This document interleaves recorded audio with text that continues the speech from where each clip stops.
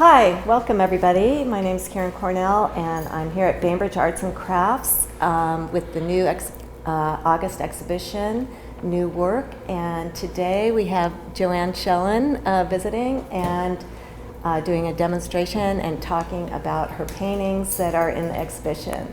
So welcome, Joanne, and thank you for being here. Yeah, thank you, Karen.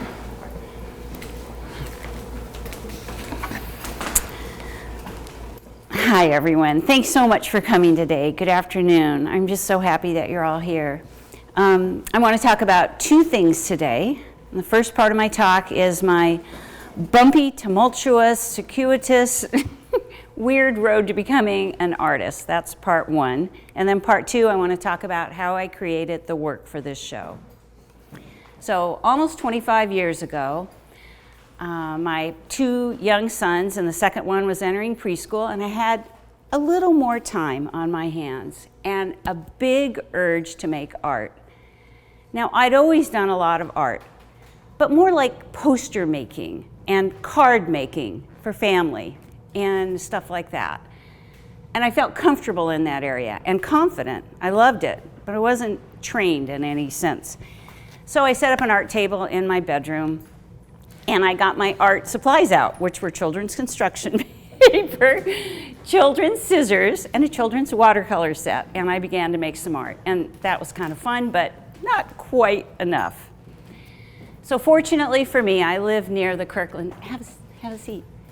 I live near the Kirkland Arts Center. I live in Kirkland. And they had a beginning watercolor class. And I'd never really done proper painting. And it fit in that narrow time slot I had when the kids were in school. So I took this class, and it was awesome. This teacher gave you all the supplies. She told you how to draw it out. She gave you the colors to use, a few tricks, everything. So by the time I left the class, I felt really confident and good. I'm like, oh my God, I'm pretty good at this. Little did I know. And then the next class I took was just pure fun. Big sheets of paper, big brushes, big arm motion, lots of splats. I tell you, I fell in love with painting. It was hard. I fell in love hard. And I wanted to learn how to do it. So, this is what I thought the road to becoming an artist would look like. I thought I would start and I'd take a bunch of classes and then I'd practice and I'd be an artist. That's what I thought. But obviously it doesn't work that way because I'm taking random classes that fit into a time frame of parenting, right? Honestly, anyway, this is what the road really looked like.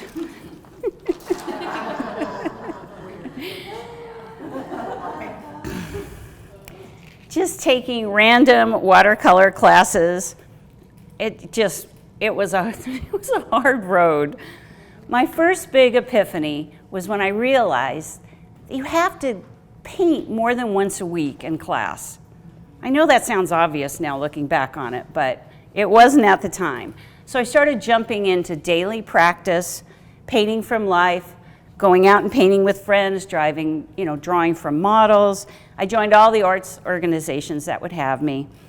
And more classes and workshops, fitting into whatever little narrow time slots I had, reading how-to books.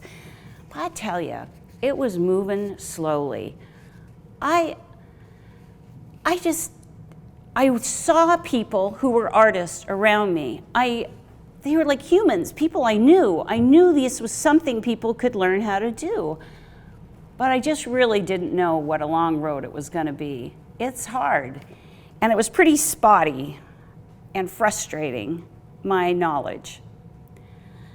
At that point, I felt like all I had going for me was the ability to work hard and a dogged interest, like a dog with a bone. I wasn't going to let go. I really wanted it. But it was very frustrating at the time. But I'm moving forward, however slowly. I joined a co-op gallery. That was very useful. Friends and I started the Kirkland Artist Studio Tour in Kirkland. I started entering juried shows. I even got a show at the governor's mansion, a year-long show. So, I mean, I'm moving forward, but I knew my shortcomings. It was hit and miss producing art. I would produce a painting and it might sing or it might not be good at all, but I didn't know why. I didn't know how to consistently come up with a good painting because I had many holes in my learning. And not only did I not know why they didn't work or work, but I didn't even know what to ask. You don't know what you don't know. And again, just all these different classes and workshops I was taking kind of moved forward in different areas and then stepped back, and it was very frustrating. So here's another example. This is what it looked like. I had holes in my learning. So another big epiphany that happened for me about 10 years after my first watercolor class was stumbling into a demonstration. Pam Ingalls was doing an oil demonstration, alla prima. So that means wet into wet paint, right on site, maybe an hour and a half. And that was huge for me. I don't know if you guys know this, but when you paint with watercolor, every light area or white area, you have to save that area. That means like planning many steps back. It's hard. This painting demo, she was like, there's a white spot that needs to be there. You pick up the white, boom, and you put it there. Oh, it was eye-opening for me. I was really secluded in my watercolor corner. I only knew watercolor artists. I was in a watercolor organization. I entered watercolor shows. I'd never even seen anybody do an oil painting before. So I asked this after the demo was over, do you have a workshop? It was full, and then she called and I got into the workshop. So let me just tell you, when you go to a workshop for a new medium, you're like $300 in the hole. You go out and you buy all these paints, you know, your fingers are crossed that this is gonna work. So I went to this workshop and it was like coming home, finding opaque paints, oils. It was amazing and I loved it, and it fit my personality. It's so interesting, you have to find a medium that fits who you are. I'm pretty impatient and I'm very direct. And that fit like a glove with working with oils in this alla prima style. So that was fantastic. But I still had holes in my learning. I still didn't know many things, and I still consistently couldn't put out a good painting. So as it happens in life, happen chance. You just, when you're open to the world, you know how it is, how you run into people or you run into things that just fit what you need. I met a friend at an art show that we were both in. I liked her a lot. I reached out in friendship. She led a critique group, and I knew that would be really good for me. So I nudged and nudged and nudged, and she finally, I got invited in. And that very first critique group, and these people were like way better than me. That very first critique group, this woman here, Leanna Bennett, sorry, but this is my saving grace. She's my teacher and mentor. She was part of this group. And, you know, you bring your problem painting sometimes to a critique group. So I brought this painting, and Leanna, she's like really direct. She's like, that is a failed painting. But she also gave me some ideas on how to fix it. And so I went home that month, and I'm just hustling away doing all these things, and I bring it the next month, and it was still a crappy painting. But I think Leanna saw that this was maybe she saw potential and saw that I was willing to listen, that I was hungry for knowledge. She has a mentorship program and a painting program. And she took me in. And it was the greatest thing that's ever happened in my art career, totally. To work under a master painter is just amazing. It's been great. I've been doing it for 8 years now. She saw my strengths and my weaknesses. It wasn't like in and out on a workshop, in and out on a weekend. This person doesn't know you from Jack. This was somebody who sees you every week and works with you. Maybe you've had mentors. It's a great thing. So she didn't pamper my ego. She called things what she saw. She told me straight on what to do. She didn't teach me how to paint like her, and that's very important. So just nurtured who my painting was, and she got to know me. It was great. And through those lessons, I've learned the fundamentals of art, and it's been a great thing. Drawing, line, shape, form, composition, values, color theory, textures, edges, brushwork, all of this stuff that you have to learn, variety, pattern, balance. It's just been a great thing. A lot of that frustration moved back as I began to learn how to critique my own work, understand why a painting worked and why a painting didn't work. Now, I don't want to say that I've learned everything, because I haven't. I still have a lot to learn. No, you never really totally arrive at the top. Even Wayne Thiebaud, he's a very famous, he just died a few years ago at age 101. He painted the cakes and the lipsticks in a pattern. His paintings sold for millions while he was alive. Even Wayne Thiebaud, at the very end of his life, as he approached his paintings, would look at that painting, pick up his brush and say, I wonder if this will work. You just never know. So my notes now to my younger self is this will take time and miles on your brush. And that just means paint and paint and paint and paint and paint a lot. And that leads me to part 2 of this talk. I want to talk about, I painted 19 paintings for this show, and the process that I used for that is also the process I use for painting just one painting. So I want to talk about that.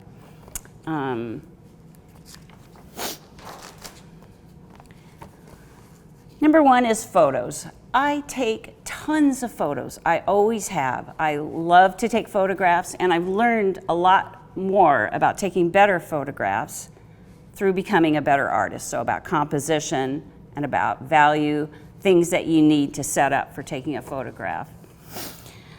But I also, part of photographing is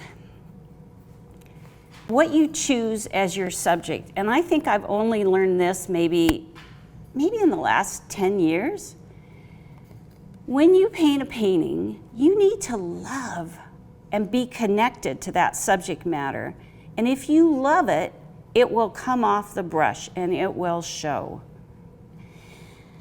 There was a time when I would hear from friends like, oh, everybody's buying crow paintings right now. And I'd think, oh, I gotta go paint some crows, And I would do that, but I don't now. Now it's like, you're laughing,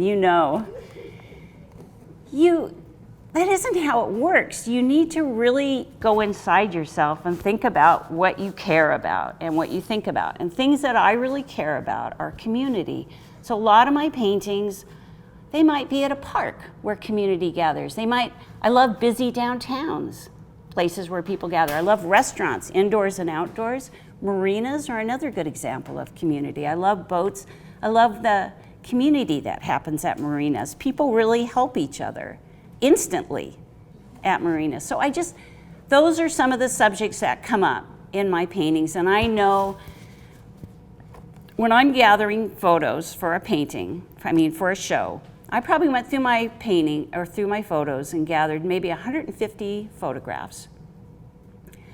Kind of randomly. I'm putting them in a file, I'm looking through photographs, I'm thinking about them, I'm thinking they'd make a really great painting. And then of that 150, I start to bring the number down a little bit. What looks good, what doesn't look good. I start to organize them into subject matter. I'll do marina paintings, I'll do book paintings in bookstores, downtown, markets, kind of group them into subjects. Then I start looking at my photographs and thinking about sizes. I'm going to want at least 3 of each subject in my show. So let's say marine paintings. I think I'm going to want a big, a medium, and a small. What subject would look great like this? I chose that for my big marine painting. When you've been painting for a while, you can start to see it in your mind a little bit, what the end result's going to look like. And so I've got big, medium, small. I don't follow that exactly, but pretty closely. Then we're talking support. What do I paint on? I use masonite, and it's masonite that's tempered on both sides, so it's a shiny finish. Sometimes you see masonite's all crumbly back there. This is tempered on both sides, so this kind of shinier finish. And I like it a lot. It's a 1/4 inch.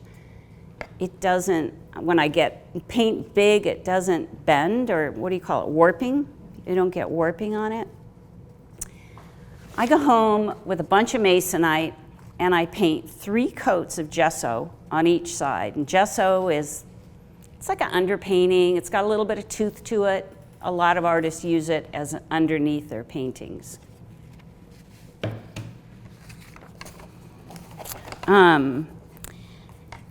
I take a list, I write down the list of all the sizes that I want, big, medium, small. I've got my 20 paintings kind of lined up, 19, but close enough. And I give that list to my husband, and he goes out and kindly cuts them for me. So I've got 20 boards or panels, and I'll pick up each panel because I know already what it's going to be, and I write in the back a little nickname, 3 boats in a harbor.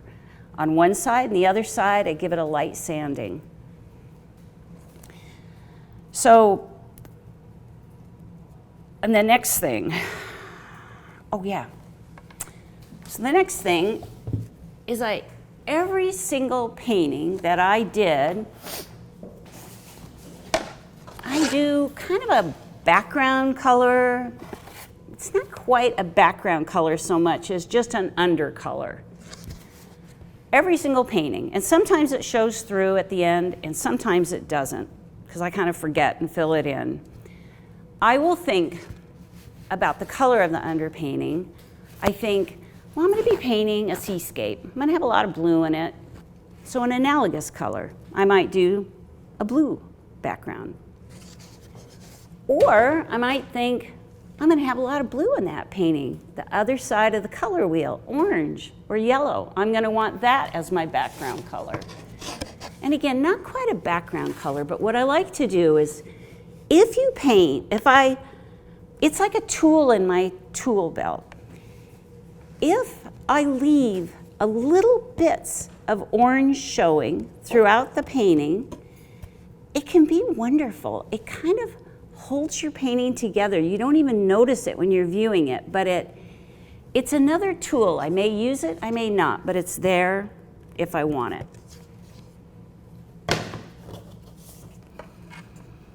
Oh, and then the next thing I do after that, you guys ever seen these little chalk?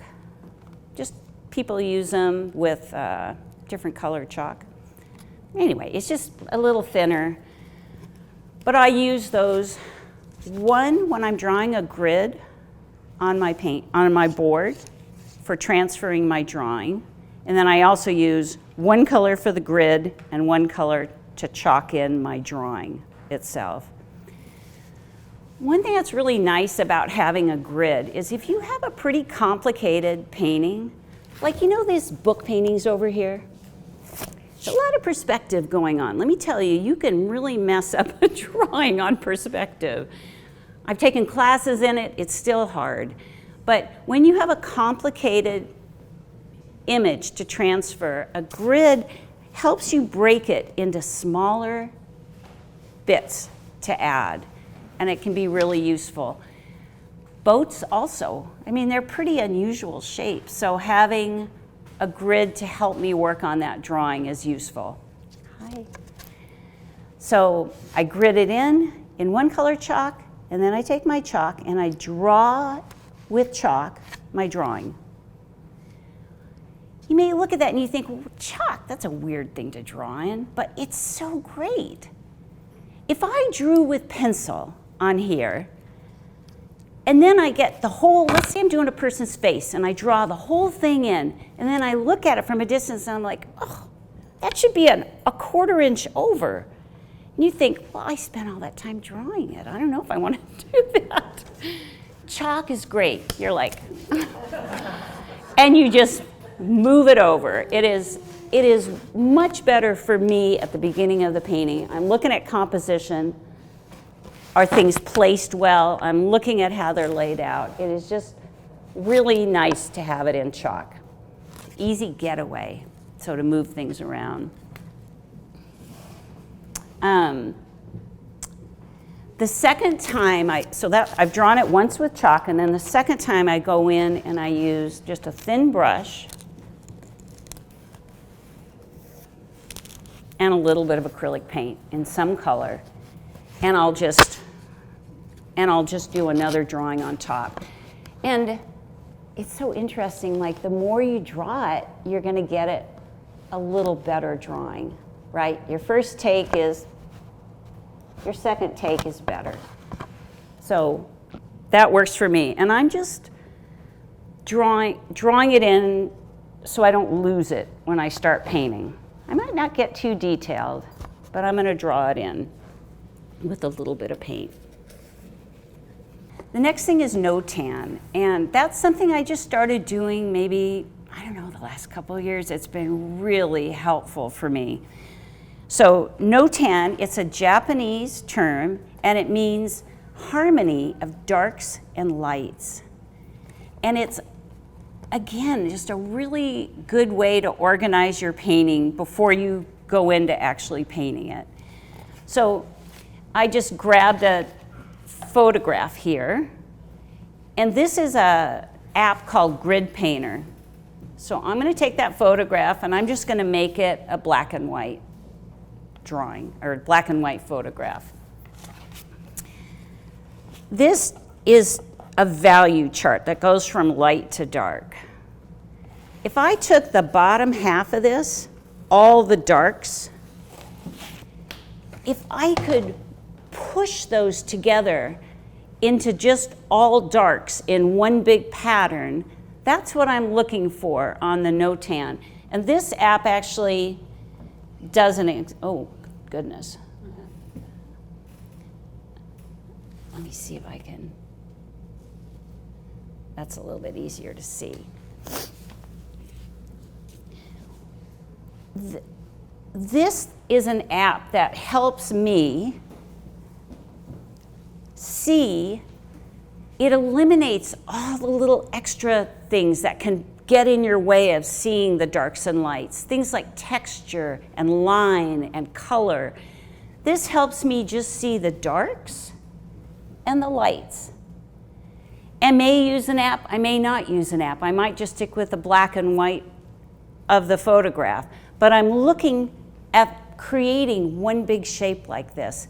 And I'll take my paint, somewhat transparent in a darker color, so I can still see my line drawing, and I'll paint that dark pattern underneath it. It's a pattern, like a dress pattern. It might not show up afterwards, but it reminds me, Joanne, you've got darks and you've got lights. I want contrast in my paintings.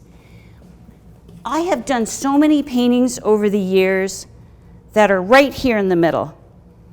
And if you do a painting that's right in the middle like this, it's so boring. I've done that so many times. You have to have contrast, the lightest lights and the darkest darks.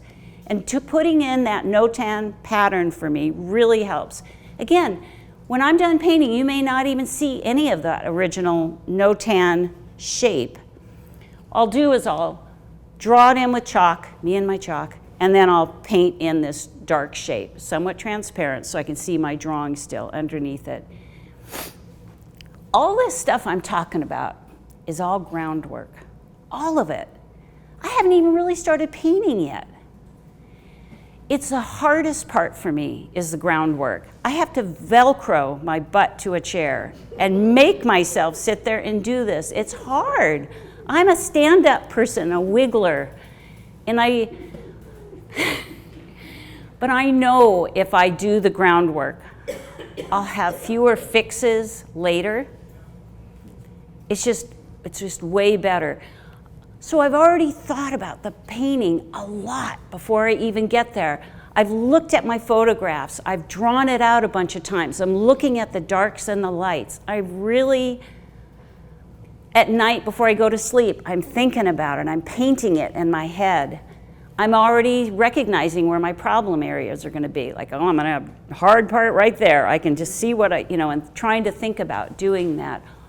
All of this groundwork helps me a lot get ready for the painting. So I have a clear path going in. Now, kind of clear, because the next thing is paintings have a mind of their own. You can lay in all this stuff, and if it were paint by number, you'd be off to the races, but it's not. Once you start painting, things happen that are out of your control. And you might end up heading down some other field you didn't know was going to happen. But you have to let that happen. It's like that's your voice coming out. And what's coming off the brush, you need to pay attention to. So the next part is the painting fun. This is the best part of my painting, is I've thought through these paintings. I've got a painting on my easel ready to go. I've done all this groundwork. I am chomping at the bit to get to that painting because I know what I'm going to put in that spot. I know what I'm going to do with it. I come down to my studio in the morning. I turn the music up loud. And I load my palette, and I brought my palette. Well, I'll open it later. I load my palette with lots of paint, and I've got empty days in front of me, and I can paint, and it's the greatest. It's kind of amazing. It's a little bit like, I don't know, it's just you and your painting. It's meditative. And for those of you who are painters, it's an amazing place to be. Time isn't even happening, and you aren't thinking of all the other million things you could be doing or should be doing, but it's just you and the painting. And it's really, really fun. I love it so much. So you paint, and you get all the way, everything's covered on your panel. You get to the very end, and you're like, I cannot think of one single thing more to do. I think it's perfect, I'm sure. But I know it isn't. But you get to the end, and then you have to put the painting aside on the wall, and you have to wait for this period, like of hours, weeks, days to go by for you to disconnect from it so that you can objectively critique your work. It's a hard part of painting, but I'm getting better at it. It's like a writer. If you wrote something, you'd need to edit it. It's not perfect the first time, but you might not. So for an artist, you need to become not the artist, but the viewer. Just like a person walking by it in a gallery and looking at it and being able to say, I like this, this isn't working. I'm still in that critique group. So I always have many people, other eyes on my art. I would never let a painting go out without having other people look at it. My husband looks at it, my critique group. I send pictures to friends. And it doesn't have to be an official artist. People will tell you, there's something weird about that leg on that guy. Or, whatever they say, artist or not, people they know what's going on. People can tell you when something's odd about a painting, and you have to figure out what's going on. It might not be that, it might be something near that area. That's so that's a part of painting. It's probably not the funnest part, but you're fixing it, making it better, better, better. I've had paintings brought back to me, maybe they've been in a gallery from years ago, and I'm like, oh, I see what I need to do now. Finally, 3 years later, and you go in and you do it. You make the changes. You've learned more since you did that painting. So I'm always going back into paintings when I see more what needs to be done. So what have I forgotten here?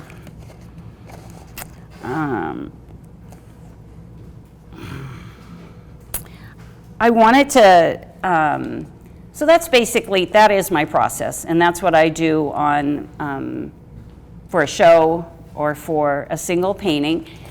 And I do have a list up here of my paintings, my paints that I use, and my things that I use. And I'll be open to questions, but I just want to end with one quote from Robert Henry. He was a very well-known painter, a teacher. He had his own school of art. I love this quote. It's all real works of art look as though they were done in joy. Then we might be done. Thank you. Thank you. We hope you'll stop in to see new work by Gretchen Hancock, Denise Harris, Celine Santucci, and Joanne Shellan on view from August 4th through August 27th.